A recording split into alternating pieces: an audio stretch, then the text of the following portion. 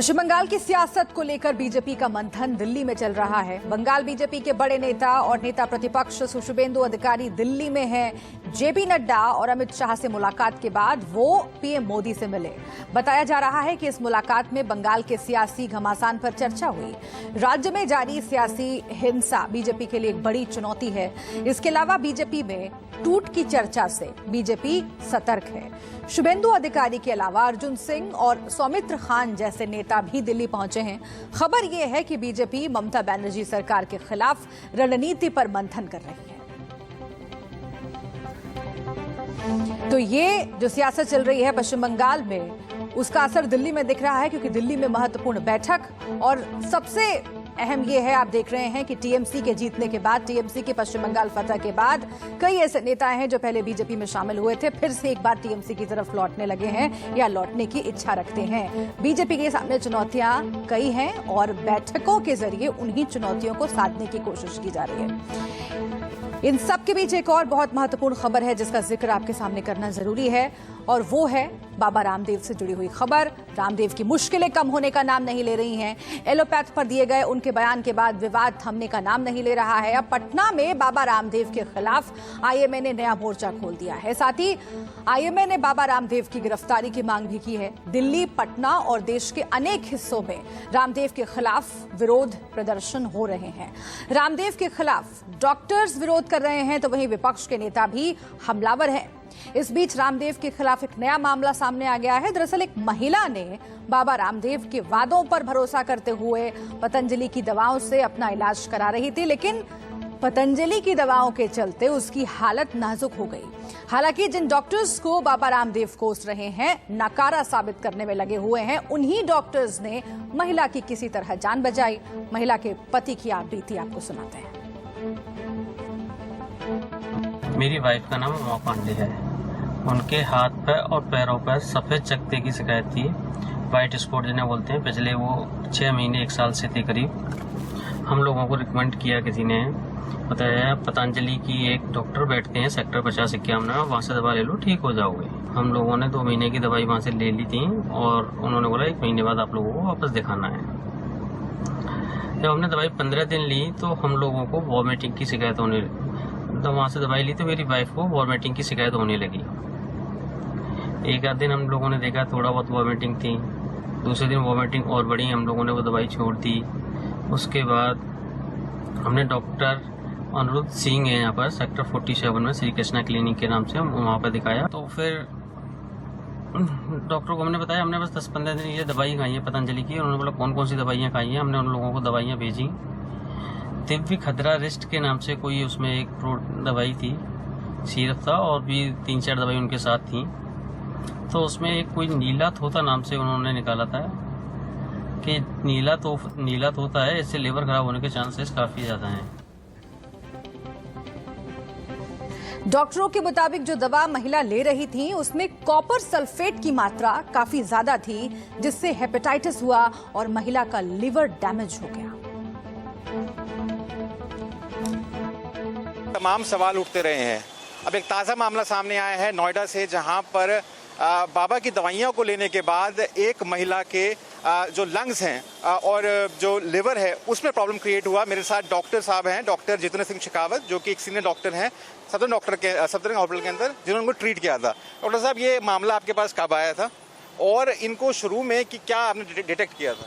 देखिए, ये जो मामला मेरे पास आया था, आज के 2 महीने पहले मामला मेरे पास आया था। और इसमें क्या था कि जो फीमेल हैं, वो फीमेल पेशेंट की कंप्लेंट थी कि उनको ना पीलिया हो गया था। फिर उनका हमने सोचा कि भाई इनको ऑटोइम्यून हेपेटाइटिस हो सकती है, तो फिर ऑटोइम्यून हेपेटाइटिस के रिगार्डिंग हमने कुछ टेस्ट और भी कराए। उनके लीवर का फाइब्रोस्कैन कराया गया और फाइब्रोस्कैन में जो रिपोर्ट आई उसमें भी लग रहा था कि यस हेपेटाइटिस वाला पिक्चर है। लीवर में काफ़ी चेंजेस थे और एल्कोहल की कोई स्थिति थी नहीं, और ना ही कोई पेशेंट की कॉन्टैक्ट की स्थिति थी किसी हेपेटाइटिस वाले पेशेंट्स के। तो फिर और थोड़ा सा उसको डीपली जा करके हमने सोचा कि इनकी लीवर की बायोप्सी करा के देखते हैं। तो लीवर की जब बायोप्सी हुई तो बायोप्सी में पता लगा कि नॉर्मल बायोप्सी आ रही है। तो 15 से 20 डेज बाद देख रहे हैं कि लीवर नॉर्मल हो रहा है, लीवर ठीक हो रहा है। तो हमें डाउट होने लगा कि कुछ रीज़न है। तो जब जोड़ दे कि उनसे फिर से दोबारा पूछा गया, तो फिर बाद में एक चीज़ निकल के सामने आई कि जो बाबा रामदेव की दिव्य कायाकल्प के नाम से एक उनकी मार्केट में चल रही है। तो उन्होंने, जब मैंने उनसे जोड़ दे के उन्होंने बताया कि भाई ये दवाई खा रही हैं वो। अब जब मैंने उसके कंटेंट्स बैक में जाके खोल के देखा तो उसमें एक वर्ड लिखा हुआ था नीला तोता। नीला तोता का मतलब होता है कॉपर सल्फेट। तो उसकी अमाउंट की वजह से उनको हेपेटाइटिस डेवलप हुआ था। और ये बात एक जायज़ बात है कि अगर आपकी दवाई का साइड इफेक्ट पॉसिबल हो सकता है तो आपको पेशेंट को समझा के भेजना चाहिए कि भाई इस दवाई को ज़्यादा लेने पे ये दिक्कत हो सकती है। तो ये पूरा मामला आपने समझ लिया। एक बात जाहिर है कि एक मरीज की जान का सवाल है और गलत दवाई देने से या फिर गलत तरीके से इलाज करने से क्या कुछ नहीं हो सकता है, ये हम आप इमेजिन कर सकते हैं। इस बीच हमारे साथ राहुल गौतम हमारे संवाददाता जुड़ गए हैं, हम सीधा उनका रुख कर लेते हैं। राहुल, पहले ही बाबा रामदेव चारों तरफ से घिरे हुए लग रहे हैं, दिख रहे हैं। डॉक्टर्स ने मोर्चा खोल रखा है, उनके खिलाफ कई केस दर्ज हो चुके हैं। ये जो केस जिसका जिक्र हम कर रहे हैं, इस केस के सामने आने के बाद क्या रामदेव की मुश्किलें और बढ़ेंगी? बिल्कुल मुश्किलें उनकी बढ़ने वाली है, क्योंकि साफ तौर पे आपने सुना उन डॉक्टर साहब को जिन्होंने इस महिला का इलाज किया था, उन्होंने साफ तौर पर कहा कि मैंने पूरी हिस्ट्री जांची इस महिला की और मुझे कोई ऐसा रीजन नहीं मिला जिसकी वजह से इनको पीलिया हो या उसके बाद में उनके जो लिवर है उसमें डैमेज हो। मैं आपको बता दूं कि जो मेरे को बताया गया है उसके मुताबिक तकरीबन 80% इनके जो लिवर है वो डैमेज हो गए थे। तो उसके बाद जब उन्होंने जांच की तो पाया कि रामदेव की जो दवाइयां हैं जो वो उन्होंने परचेज करके कंज्यूम की थी, उसकी वजह से जिसमें कॉपर सल्फेट की जो मात्रा है वो ज्यादा है, उसकी वजह से ये कॉम्प्लिकेशन पैदा हुई। इसके अलावा मैं आपको ये भी बता दूं कि ये सिर्फ इकलौता एक मामला नहीं है, कई ऐसे मामले हैं जो अब सामने आने लगे हैं जब से जो पूरी जंग है डॉक्टरों की और बाबा रामदेव की खुलकर सामने आ गई है। जिस तरीके से बाबा रामदेव ने एलोपैथी को लेकर कई आपत्तिजनक बयान दिए थे, उसके बाद से कई लोग सामने आ रहे हैं और अपनी जो आपरीति है उसको सामने लेकर आ रहे हैं। इस पर्टिकुलर केस के अंदर मैं ये बता दूं कि महिला अभी भी रिकवरी मोड में है, 2 महीने हो गए हैं उनको और अभी भी उनका जो लिवर है वो पूरी तरीके से ठीक नहीं हुआ है। जब मैंने उनसे बात की तो जो फैमिली है वो केस को परस्यू नहीं करना चाहती। अदरवाइज जो डॉक्टर्स मैंने सलाह ली उन्होंने कहा कि एक क्विक केस बनता है बाबा रामदेव के खिलाफ और अगर ये चाहे तो जो पतंजलि है जो उनकी कंपनी उसको कोर्ट में भी घसीट सकते हैं। तो जाहिर है अगर ऐसे मामले और इस महिला का परिवार, बिल्कुल ठीक बात है, इस महिला का परिवार कानूनी कार्रवाई करने की तैयारी में भी है। और आप जो बहुत महत्वपूर्ण बात कह रहे हैं राहुल की, ऐसे और भी मरीज सामने आ सकते हैं और भी केसेस अगर सामने आते हैं तो बाबा रामदेव की मुश्किलें और बढ़ेंगी। बहुत शुक्रिया आपका इस जानकारी के लिए। इस बीच एक बड़ी खबर रामदेव से जुड़ी हुई, उसका रुख हम कर लेते हैं। नेपाल में बाबा रामदेव की कोरोनिल किट पर रोक लगा दी गई है। जी हां, दवा पर रजिस्टर्ड होने तक रोक लगा दी गई है। पहले कोरोनिल की जांच की जाएगी, फिर मंजूरी मिलेगी। अब आप समझिए कि कितनी संदेहास्पद स्थिति बन गई है कोरोनिल को लेकर। पतंजलि की कोरोनिल जिसका खूब प्रचार प्रसार कर रहे हैं बाबा रामदेव और ये कह रहे हैं कि कोरोना की अचूक दवाई, लेकिन नेपाल में रामदेव की कोरोनिल किट पर रोक लगा दी गई है। और अब एक और अहम खबर का रुख हम जल्दी से कर लेते हैं। भगोड़ा मेहुल चौकसी, जिसे पकड़ने के लिए भारतीय एजेंसियां दिन रात लगी हुई हैं, क्योंकि यही वो शख्स है जिसने भारतीय बैंकों को हजारों करोड़ का चूना लगाया। फिलहाल मेहुल चौकसी डोमिनिका की जेल में कैद है। उसे भारत लाने की पुरजोर कोशिशें चल रही हैं। भगोड़ा और जालसाज मेहुल इतना शातिर है कि उसने दोस्त को भी नहीं बख्शा। जिस बारबरा जेवरिका को उसकी दोस्त और गर्लफ्रेंड बताया जा रहा है, मेहुल ने उस पर ही अपनी किडनैपिंग का आरोप मढ़ दिया। मेहुल के आरोपों के बाद बारबरा ने मीडिया से बात की, जिसमें उसने अपना बचाव किया है और एक एक करके मेहुल के सारे राज फाश किए हैं।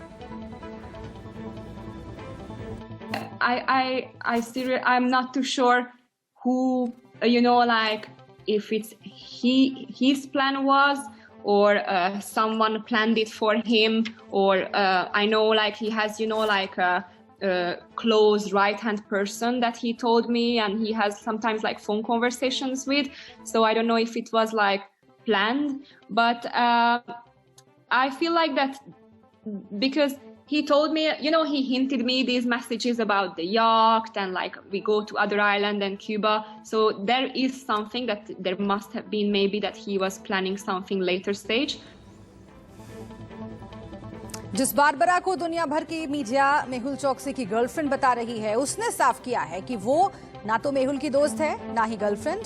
वो बस एंटीगुआ में छुट्टियां बिताने के लिए गई थी, उस दौरान चौकसी से मिली थी। इससे ज्यादा उन दोनों के बीच में कुछ नहीं था। साथ ही बारबरा ने यह भी बताया कि नकली ज्वेलरी के सौदागर मेहुल ने कैसे उसे भी नकली ज्वेलरी दी और फंसाने की कोशिश की। and I think I clarified this. I made this clear in the few interviews that I was not his girlfriend and he is not my sugar daddy or anything like that. Because people still, so call that the mystery Barbara or the girlfriend or alleged girlfriend. I have to say that, and people more and more, digging into my privacy, and they start to see, and I think more people talks to me, they understand that, I have my own income and my own business, so I don't need his cash or support or hotel booking or his fake jewelry or anything like that.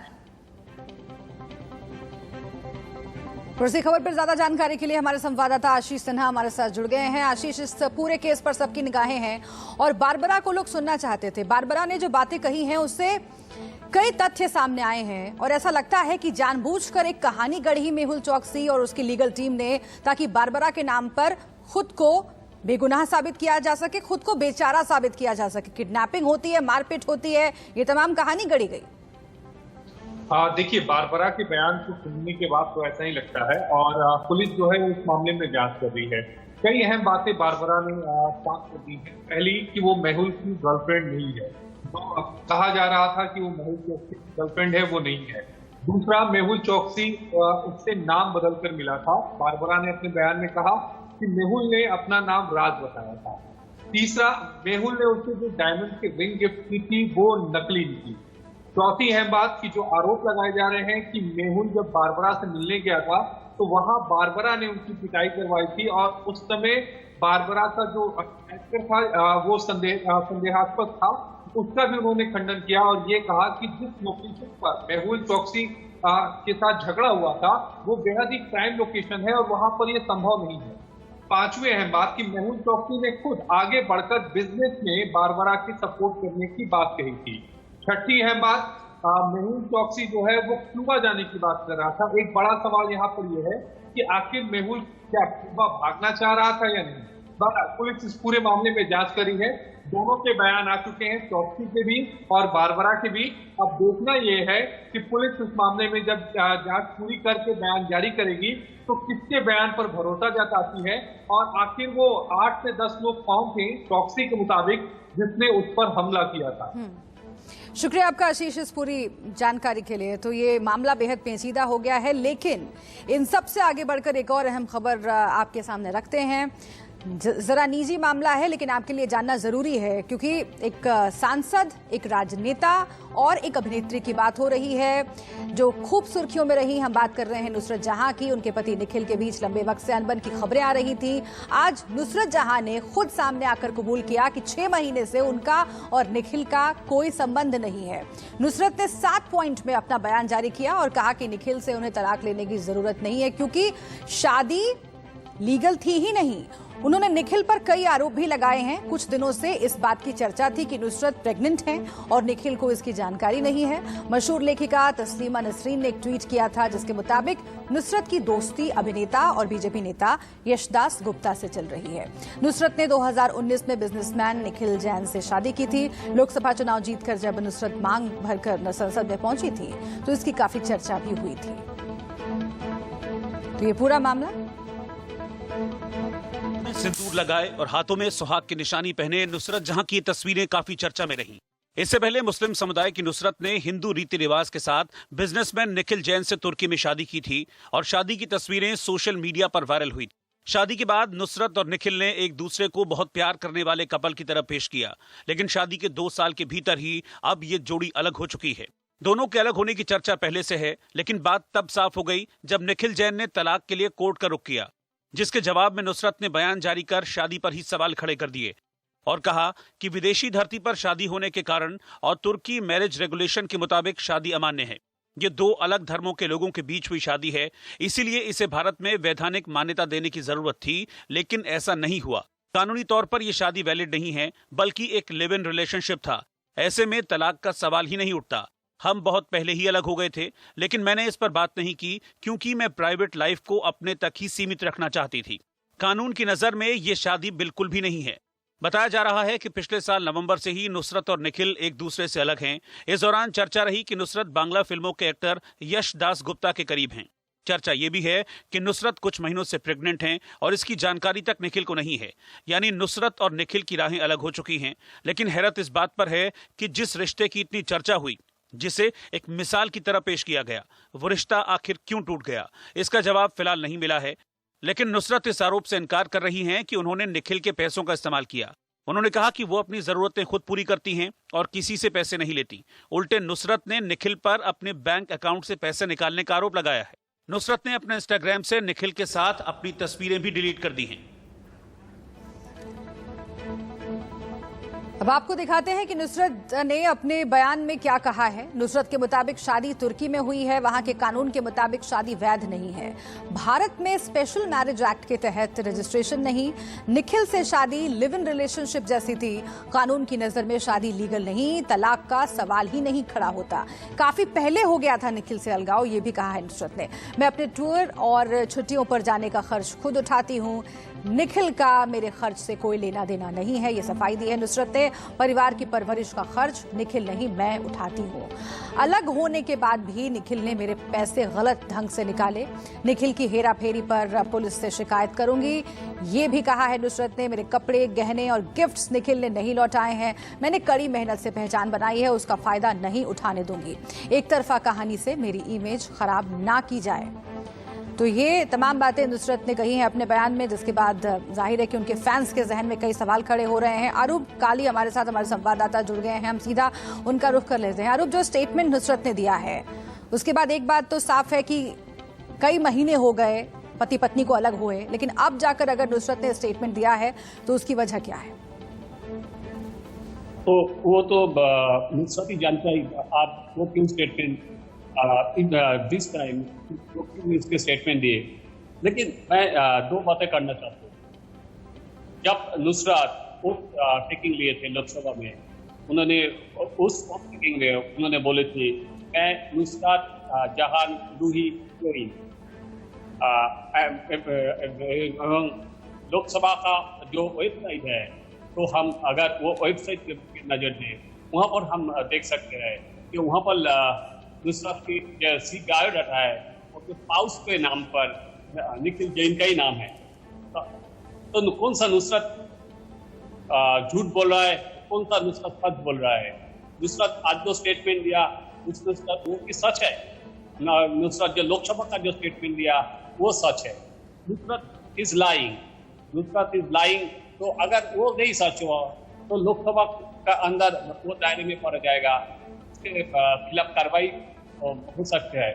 अब दूसरा एक people representative है, हम जानते हैं सीधा लोकसभा के आए वोट ऑफ की तरफ से ऐसे वो जीत के लोकसभा आई है जी। तो उसको तो बिल्कुल, हालांकि ये पहली बार नहीं है जब नुसरत जहां इस तरह की कंट्रोवर्सी में फंसी हैं। पहले भी काफी चर्चा में रह चुकी हैं, कई बार कंट्रोवर्सीज भी हुई है, लेकिन इस बार कई सवाल ऐसे हैं जिनका जवाब नुसरत जहां हो सकता है आने वाले वक्त में दे, या फिर उनके प्रशंसक जो हैं वो उनसे जो जुड़े हुए लोग हैं उन्हें जरूर कुछ सदमा तो लगा है। देखना होगा ये पूरा मामला किस रुख जाता है। बहुत शुक्रिया आपका अरूप काली हमसे जुड़ने के लिए, इस बातचीत के लिए। इसी के साथ यहाँ पर रुक रहे हैं एक छोटे से ब्रेक के लिए। इंडिया न्यूज पर लगातार खबरें जारी हैं, आप बने रहिए हमारे साथ।